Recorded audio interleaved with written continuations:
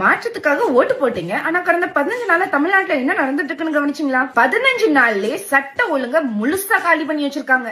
மேட்டரே இங்கதான் இருக்கு. இந்த எலெக்ஷன்ல ஜெயிச்ச எம்எல்ஏ லிஸ்ட்ல யார் மேல ஜாஸ்தி கிரிமினல் கேஸ் இருக்குன்னு பார்த்தா நம்ம டிவிகே எம்எல்ஏக்கள் மேலதான் ஜாஸ்தி கிரிமினல் கேஸ் இருக்கு. தமிழ்நாடோட டிவிகே எம்எல்ஏக்கள் தான் கிரிமினல் லிஸ்ட்ல ஃபர்ஸ்ட் ஆளா இருக்காங்க அப்படின்னு ஏடிஆர் சொல்லுது. அதுல இருக்கிற 19 எம்எல்ஏக்கள் மேல சீரியஸான கிரிமினல் சார்ஜஸ். சொந்த பார்ட்டி அட்மினே மைனர் கேஸ்ல உள்ள போகும்போது வெளியே இருக்கிற கஞ்சா கேஸையும் இல்ல ரவுடிசத்தையும் இவங்க எப்படி கண்ட்ரோல் பண்ணுவாங்க? கோவில்பட்டி பஸ் ஸ்டாண்ட்ல நடந்த கொடூர சம்பவம் 10 வயசு சிறுமியை ரேப் பண்ணி கொலை பண்ணிருக்காங்க கோவை சூலூர்ல.